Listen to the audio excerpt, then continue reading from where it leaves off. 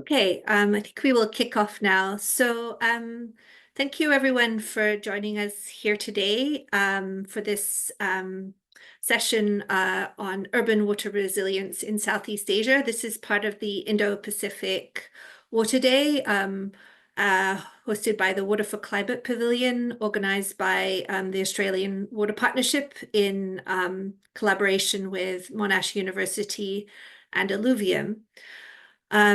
So I just wanted to say, firstly, I'm joining you today from Canberra, which is Ngunnawal country, and I would like to recognize traditional owners here, but also wherever you are joining from and their continued connection to land, waters, and community, and pay my respects to the people, culture, and elders past, present, and future.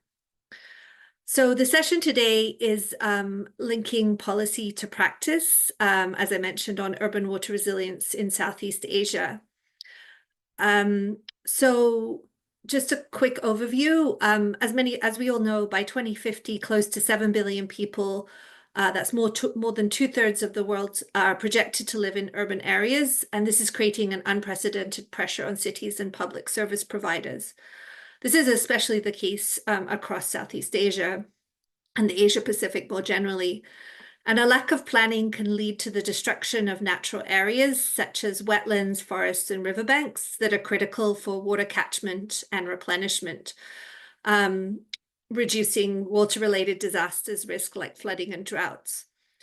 So approaches to create resilience includes integrating water management with urban planning, green infrastructure, and community engagement, aiming for a multifunctional adaptive city. And I'd like to mention that a couple of days ago, there was the Urban Water Resilience Day at the Water for Climate Pavilion, which highlighted solutions around multi-level governance, creating equity, and financing infrastructure. So today, this session brings together representatives from Thailand, Laos, Vietnam, and Cambodia to share their experiences in bridging the gap between policy and on-the-ground implementation, and looking at how national policies are being translated into urban water resilience measures across the Mekong region.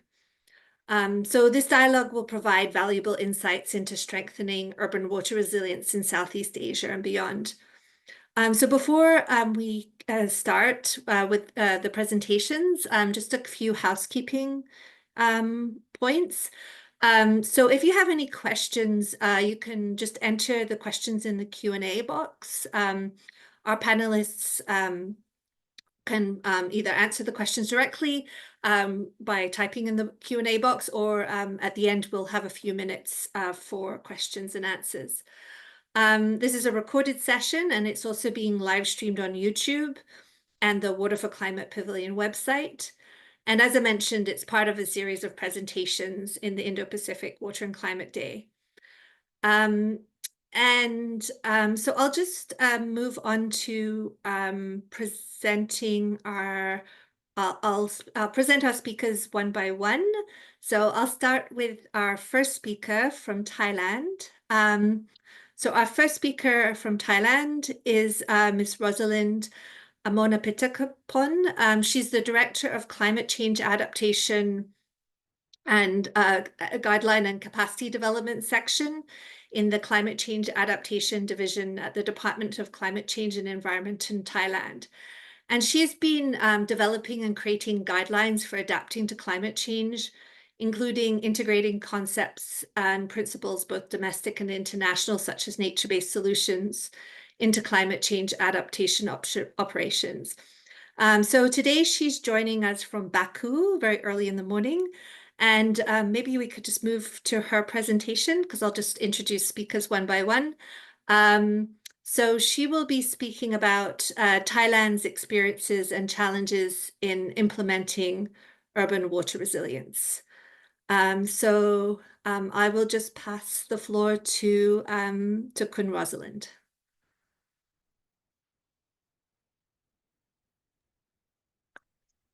Thank you, Catherine, and good morning, everybody. I'm from Baku. This is 6 o'clock now. I'm glad to be here today to talk about Thailand's experience and challenge in implementing urban water resilience. And thank you, Monash University, for having representative from Thailand for urban water resilience, which is a part of Indo-Pacific Water Day. Today, I'm going to talk about climate change policy in Thailand. Next slide, please. Yeah, today I'm going to talk about climate change policy in Thailand, key policy initiative addressing urban water resilience, good practice and lesson learned, and also law of collaboration with local governments, community, and international organizations in delivering water resilience. Next, please.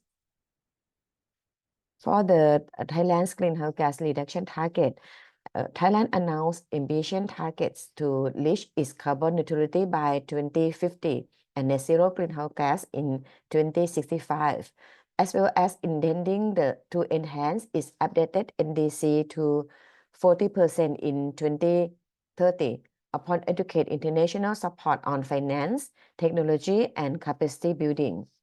Next, please. In order to achieve ambition target, Thailand has mobilized continuously domestic implementation.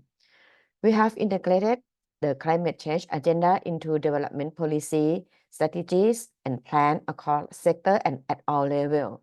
We add that policy in top policy layer, second policy layer, and also third policy layer. And we also have formulated specific and sectoral plan, including Thailand's climate change master plan, NDC roadmap on mitigation, and National Adaptation Plan, which aim to enhance low carbon emission and climate resilient society. Next, please. And Thailand's climate change master plan aims for Thailand to be resilient to the impacts of climate change and achieve low carbon growth through sustainable development. It also consists of three main approaches. Adaptation, it consists of 6 areas: agricultural and food security, natural resources, human health, tourism, human settlement and security, and water management. And also mitigation consists of 8 areas and enabling environment. It consists of the research study and technology, and also about the IT. Next, please.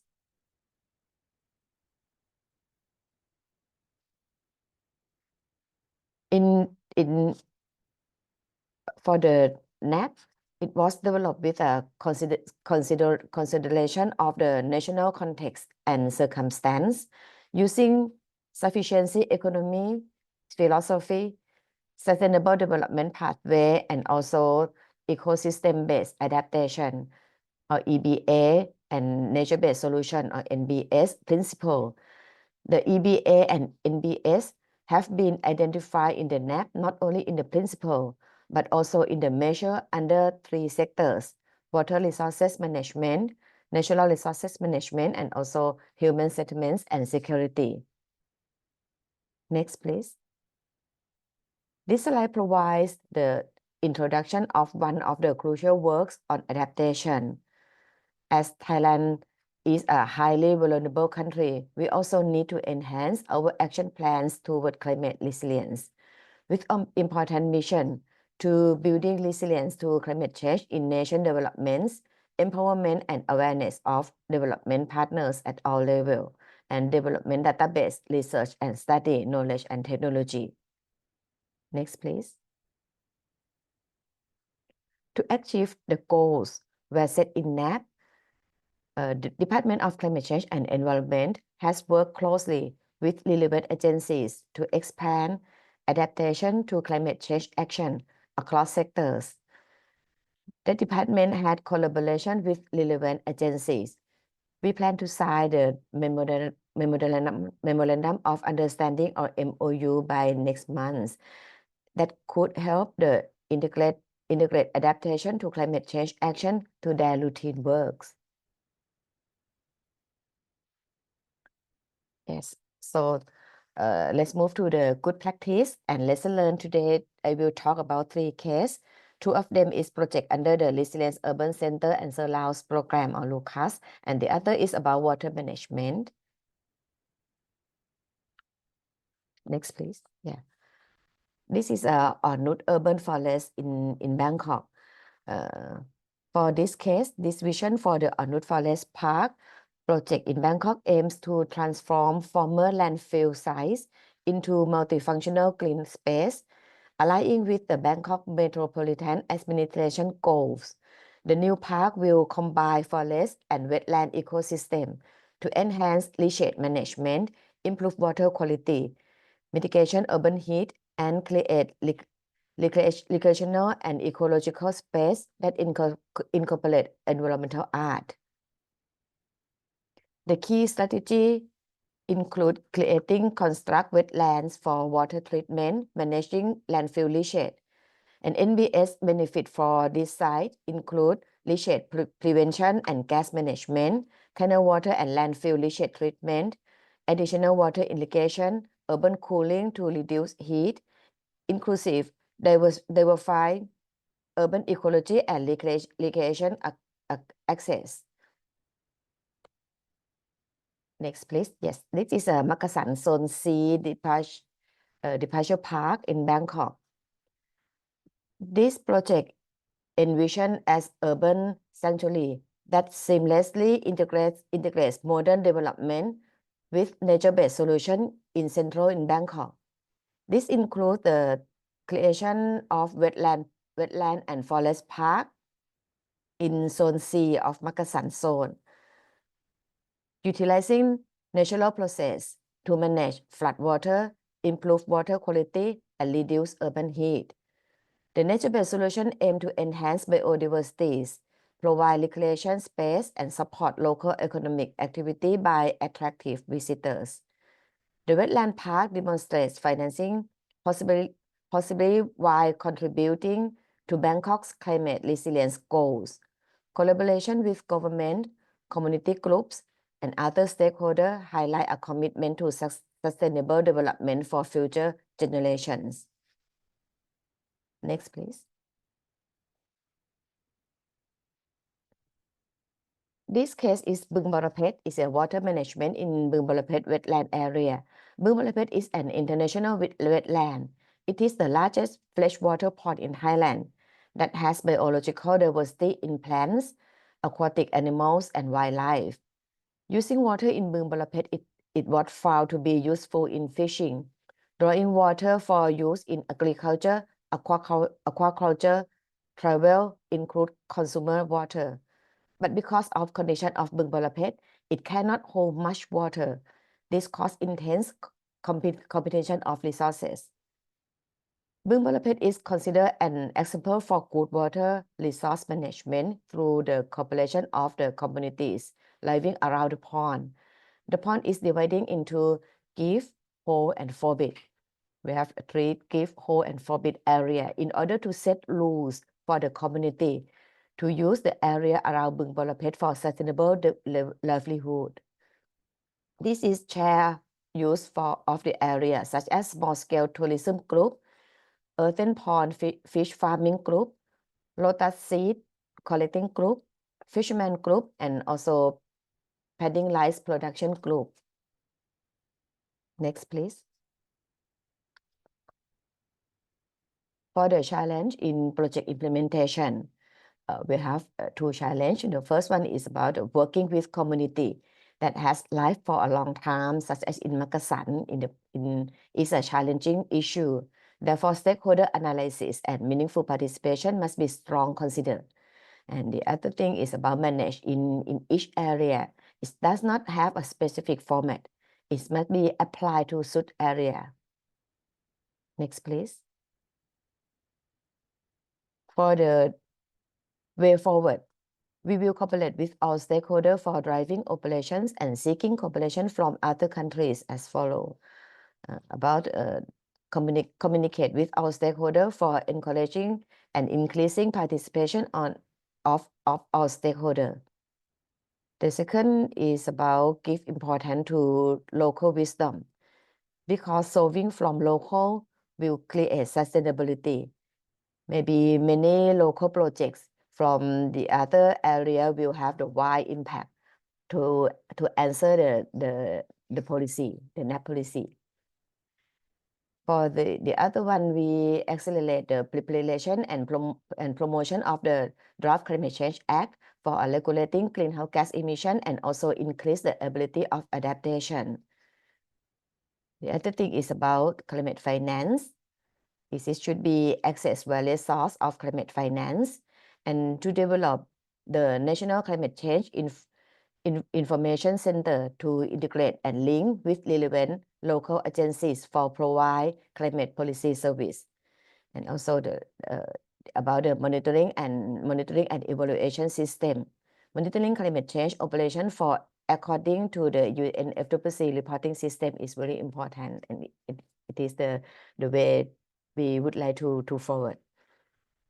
Yes, this is all of my presentation. Thank you. Okay. Thank you, Kun Rosalind, for that insightful presentation, really showing how you take the national policies and put them into practice. So yeah, thank you very much for that contribution.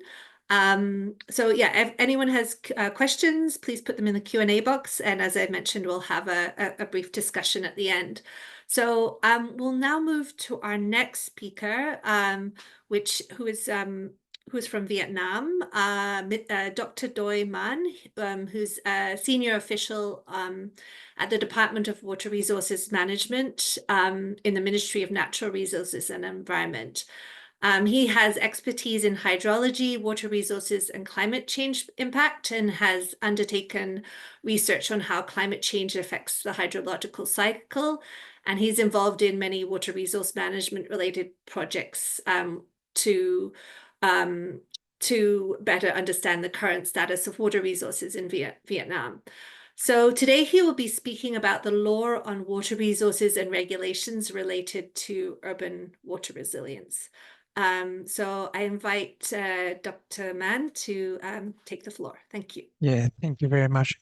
It's my honor to be here today with attending the Urban Water Resilient webinar, which is organized within the Inter-Pacific Water Day with the Water for Climate Pavilion in COP29.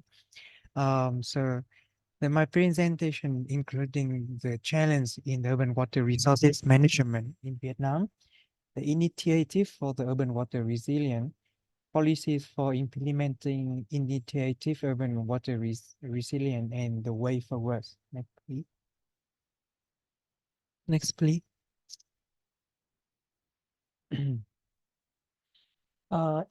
As a developing countries with high urbanization rate, urban water resources management is currently facing with many different challenges. One of them is a pressure from the socio-economic development, rapidly increasing the water demand. The water demand for many sectors have tripled over past 50 years and projected to be increased in the future. Next, please. The second, the second thing is increasing water pollution due to activity from the development of socioeconomic that leading to the arise in the wastewater discharge, especially from the industrial zones and craft villages. According to statistics in Vietnam, more than 19% of industrial don't have a consensual wastewater treatment facility. However, only 30% of industrial cluster have a such facility, and only 17% of domestic wastewater is collected and treated. Next, please.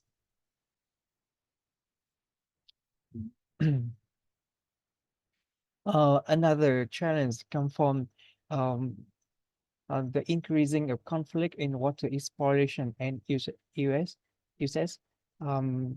This happened between the many sectors as well as between the upstream and downstream area in the river basin. Next, please. In the big city, lakes, pond, and lagoon are being filled in and leading to the shrinking water surface, which negatively affects the ability to regulate water level and reduce urban flooding.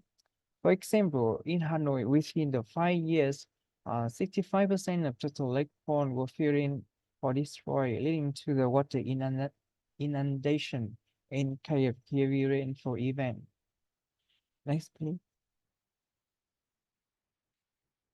Due to aforementioned challenge, there are some alternatives for the urban water resilience in Vietnam. Firstly, is fostering ecosystem by climate change adaptation. For example, like faces greening or rooftop gardening. We design a sustainable urban drainage system or developing the water retention area. Regarding the construction solution, we increasing drainage system capacity to deal with the intensification of extreme events in the context of climate change.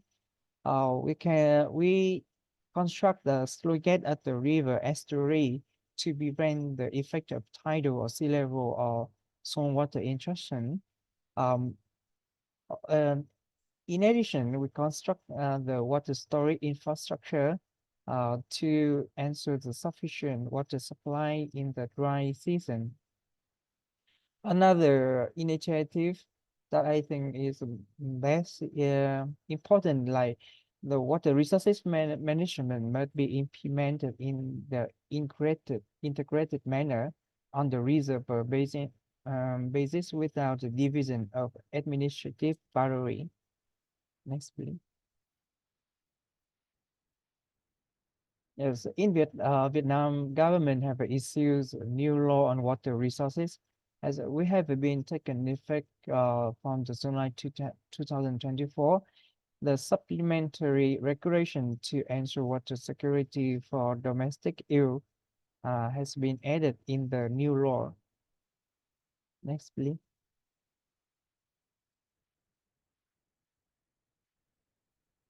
In the new law, the new law regulate and allocating water resources is one of the key tools in the effective management, use, and protection for water resources, ensuring water security. Next, please.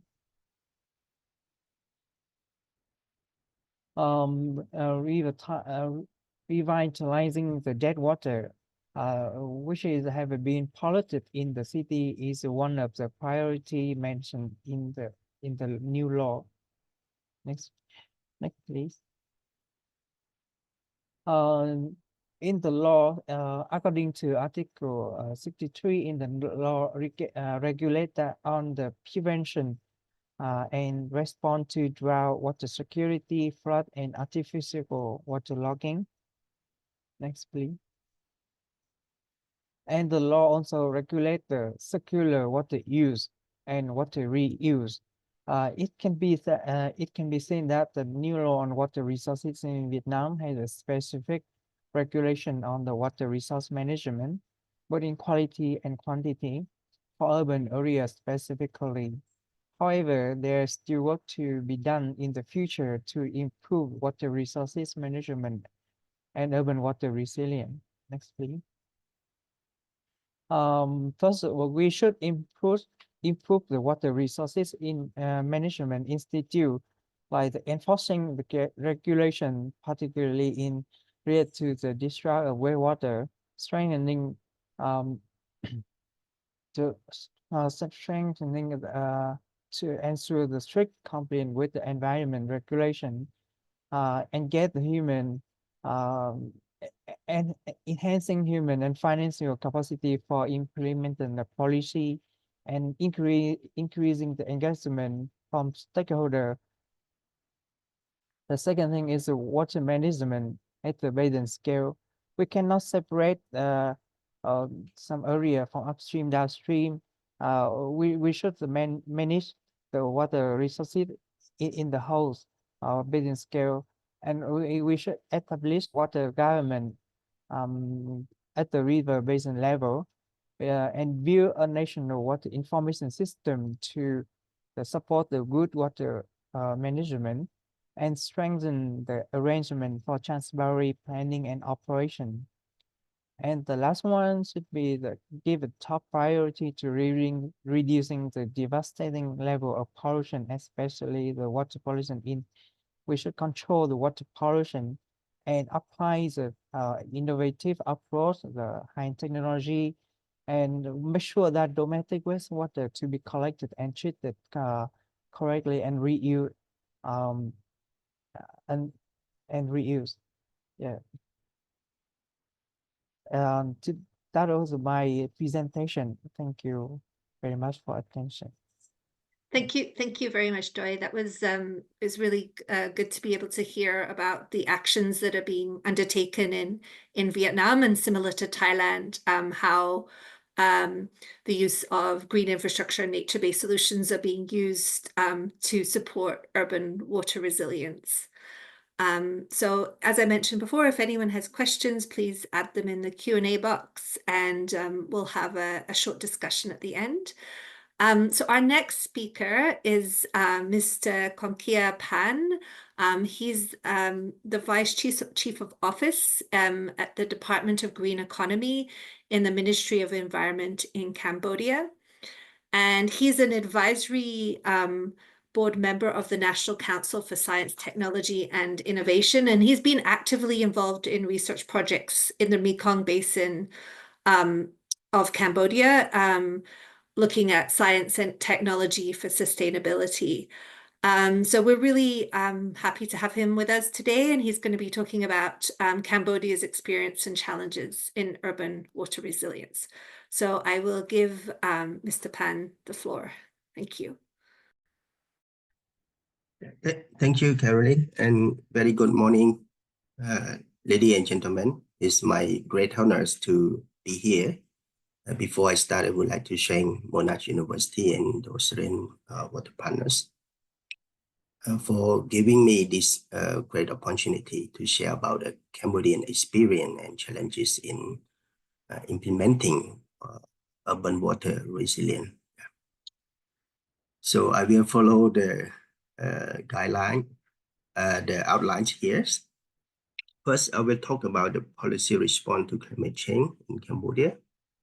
And also, I will raise some implementation projects in, especially in Phnom Penh capital of Cambodia, and also what is the challenges in Phnom Penh urbanization, and also talking about the role of collaboration in stakeholder engagement, because to raise awareness and also engagement of the people, I think is very important for climate adaptation and mitigation. And the last is I will give the way forward how to promote the urban water resilience. So next slide, please. So for Cambodia, I think like many other developing country, especially in Southeast Asia, that is the most vulnerable to climate change. Yeah. In 2000, early 2000, so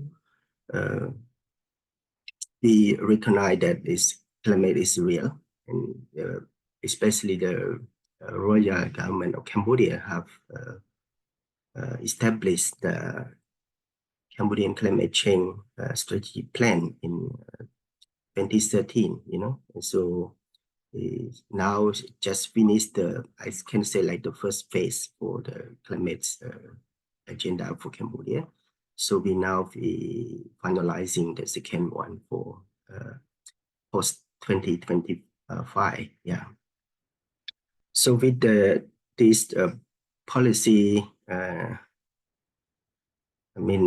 TOPS policy, we have 8 objective.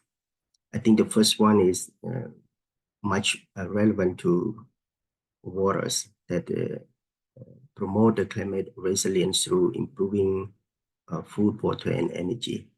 That is the basic need for all the people, I think. Yeah. So among that, we also have the established the National Adaptation Plan, but the National Adaptation Plan is carried out by different line ministry. So when we identify the royal government, our royal government of Cambodia identify which ministry responsible for what sector. So 15 ministry involved in developing the National Adaptation Plan. So also looking for the financing gap between how we can implement the adaptation within the sector. And for the waters sector, and also like the urban water sector, much relevant is Ministry of Environment, Ministry of Water Resource and Meteorology, Ministry of Industrial Science, Technology, Innovation, Ministry of Rural Development, because and also Ministry of Agriculture, Fishery, and Forestry. Yeah. So those that are much relevant for the to cope with the climate change and adapt with the climate change. Yeah. So we have a lot of National Adaptation Plan that developed by the different ministry or different sector. So we need to have a combine and to estimate how much the budget should be allocated by each sector. So please go to the next slide, please. Yes, so in this, by 2016, so by 2016, we have developed for that. And by 2017, we have estimated the budget to implement the national adaptation for the climate change in Cambodia. So go to next slide, please. So this is the budget that is allocated by 2016. That is estimated, yeah, but we need more than that to implement the National Adaptation Plan in Cambodia. So please go to the next slide. So now I can show you about the example for like the Phnom Penh capital urbanization. Like mostly the Phnom Penh actually is developed very rapidly. So we have a lot of challenge as well, especially with the, we have old infrastructure and also like a lot of rainfall and thing. So it gets flooded sometime, with the heavy rain and also like the heavy flood from the Mekong, especially Phnom Penh is located in along the Mekong River. That is the four river, we call four river in Cambodia. Yeah, Mekong, the upper stream, the lower stream, Basak and Tonle Sap, they connect to the great Tonle Sap Great Lake. Yeah, that is the big gas lake in Southeast Asia. So it's a lot of water come to Phnom Penh capital. So as you can see in this slide, is a lot of intervention from the capital governors, so to intervene during the flooding. So for that,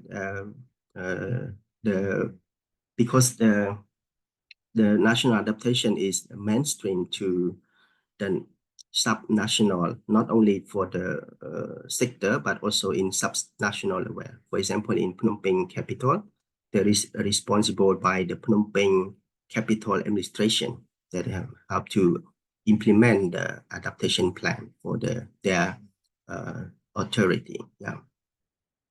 So please go to the next slide. So this the sewage treatment plan this is really the first public treatment plan in Phnom Penh. It just launched early this year.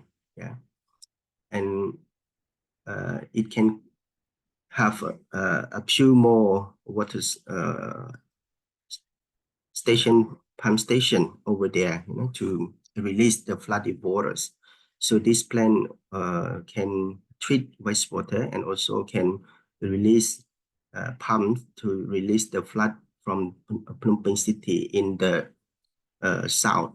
But also we have the natural wetland in the north that have a similar function. That now I think the plan is under construction. We have another one to mitigate the flooding in the north. So please move to the next slide, please. So even though we have implemented on adaptation, but we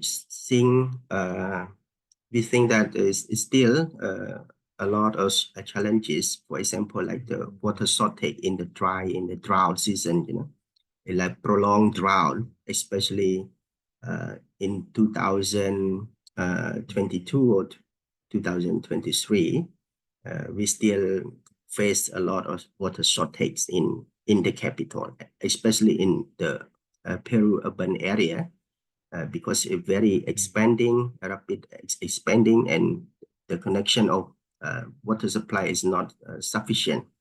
So people experience on that. Yeah. So with that, the government also invests and with the support from the developing partners, we have built a new water supply in the north part. So move to the next slide, please. I'm sorry, Yeah. Mr. Pan, would you mind wrapping up in the next next minute, so we can move to the next speaker? Thanks. Yeah. I think it's almost the last. Yeah. So this the new plan for the water supply in Phnom Penh. So please move to the next, please. So I can summarize this, the challenge what we have for the old infrastructure that we have. So we have to upgrade rapid urbanization, that we need to plan very well on that. And we have to consider about the how to build the infrastructure to cope with the climate change for the rainfall or frequency or frequent rainfall. And also we need a lot of budget to implement adaptation projects. And we need research and public awareness for that, and also need to promote the stakeholder engagement. So the last slide, I think.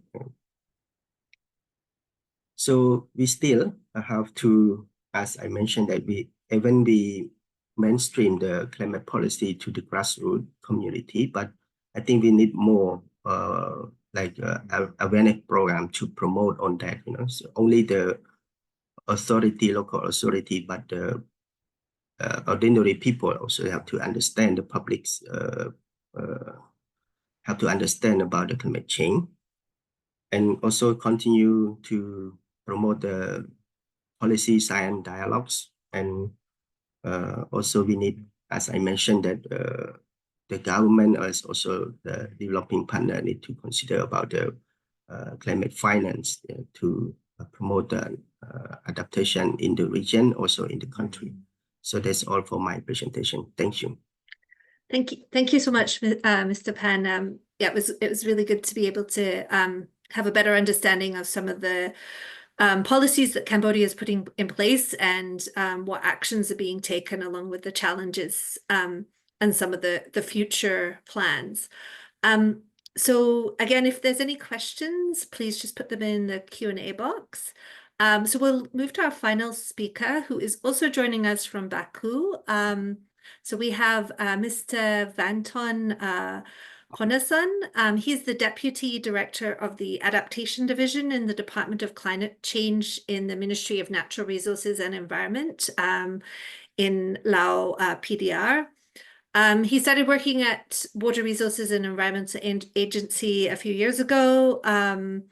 And he previously was the Deputy Director of Information and Awareness Division in the Department of Climate Change. And he's responsible for assessing vulnerability and building resilience to adapt to climate change. So today he's going to be speaking about building resilience of urban populations with ecosystem-based solutions in Laos.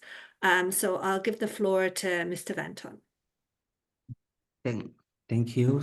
Katalin, can you hear me? Yes, we can Can you hear you hear- well. We can Okay, hear okay. you really well. Thank you so much. Good morning. Today, I would like to say of our project related to the climate resilience, adaptation-based, ecosystem-based adaptation in Laos. So next slide, please. The outline of the key outline of the presentation. The first one is the key to the address to the water resilience in Laos. The second one is the example, the project or intervention in the Gulf. The third one is the role of the collaboration with the government, community, international organization. The last one is the key lessons. Next slide, please. Yes, this slide is our initiative policies to address with the water resilience in the urban. The first one is like a policy initiative and project aim to enhance the urban water resilience by the address to the climate change, such as a flood or some city we have to drought as well, especially in the central part. It's Paksan cities we have the flood and drought as well. Yes, the another policies. We have a lot of strategy, and we have a policy related to the related to the water resources, and we also have the water law as well, and strategy to address with the fast air from the climate change. Yes. To next slide, please. Yeah, this is an example of the intervention in the Laos. We now are undertake the project implementation in the Vientiane city, Paksan, Savannakhet, and Paksay. This area is surfaced by flood. Yes, and we for the intervention is we can restore the 1,500 hectare of wetland and urban stream. The wetland in the Paksan city, and the stream in the Savannakhet and Paksay city by restoration and wetland protection as well, and to mitigate the flooding risk. Yes. So next slide, please. This is intervention in the Paksan city. We have a lot of activity in the Paksan. The first important intervention is restoration the wetland. This activity is like a solid waste, or like remove the species from the wetland. Yes. Next, please. It is a role of collaboration with the local government and community and the international organizations. For the local government is local government play the crucial role in the policy making or urban planning and enforcement. They can implement a regulation and incentive that promote sustainable water management practice. More important is that it provide the essential support dissemination like awareness raising, something like that. And in the community is involved with the critical and long-term success water resilience projects. For example, is wetland maintain or green infrastructure and participate conservation activity like cleaning, environment protection, and separate the waste to reduce produce the solid waste, something like that. Thank you. Next. It is intervention in of organization.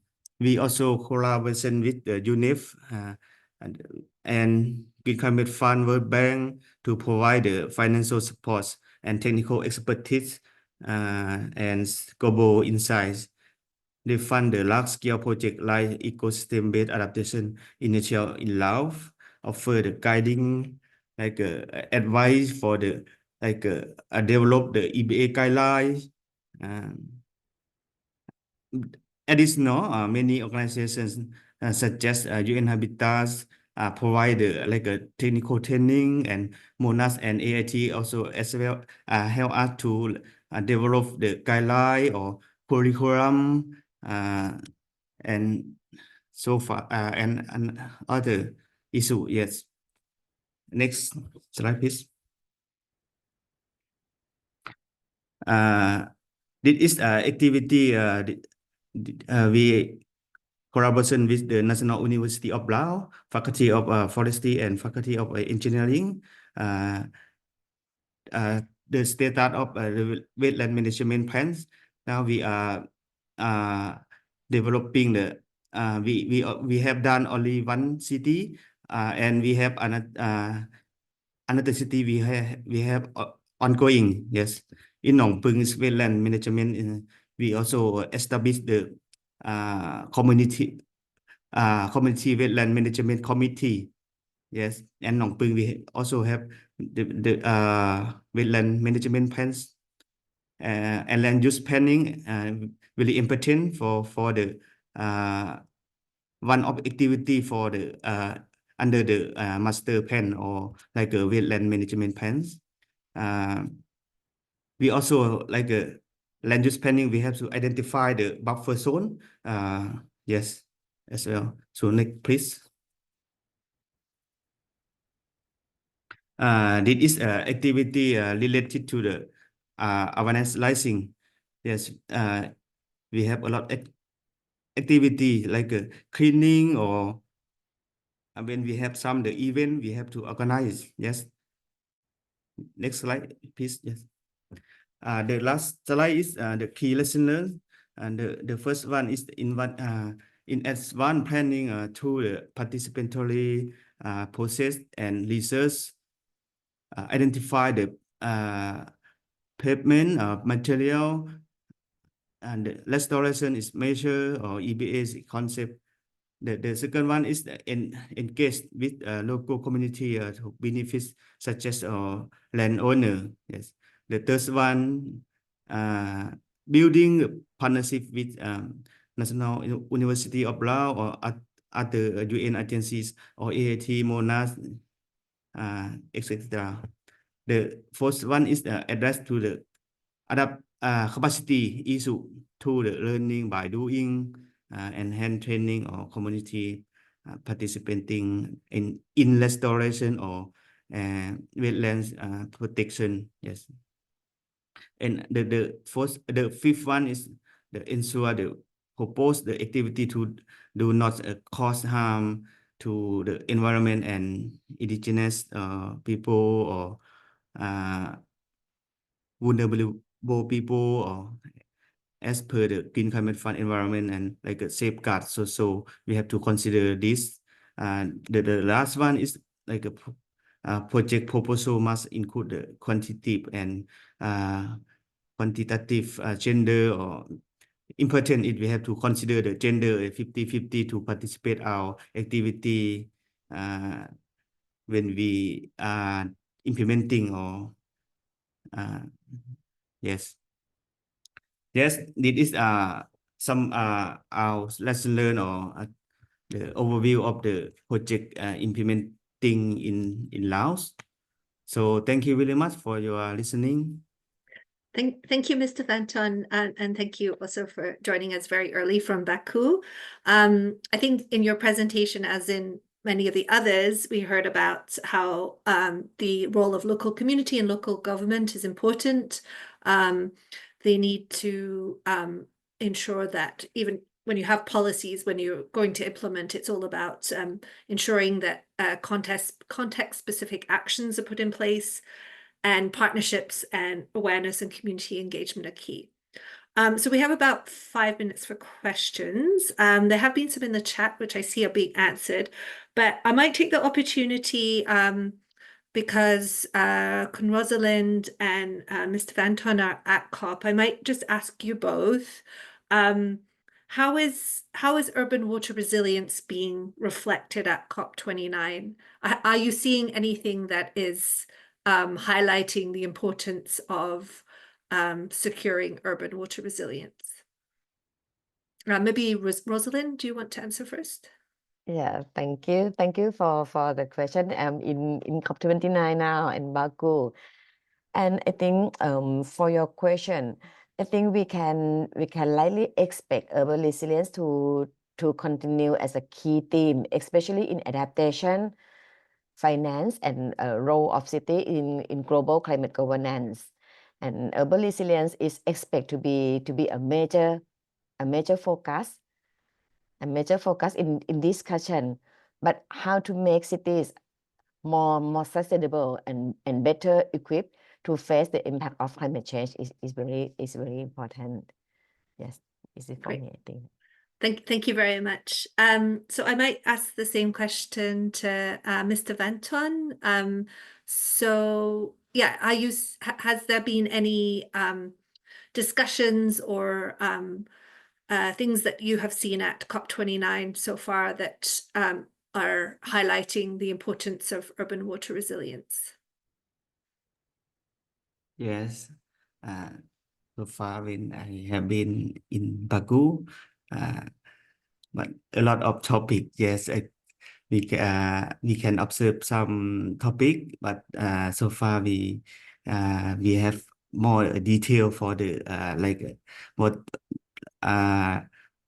like water or resilience topic is really important. Yet, but I think in the next few days we will enjoy or related to the like our topic or climate change resilience, such as like water management, something like that. I think one more and the topic is loss and damage. I think is important for we can how to access the loss and damage fund to get from this fund to implement related to our the water resources to and make building the resilience.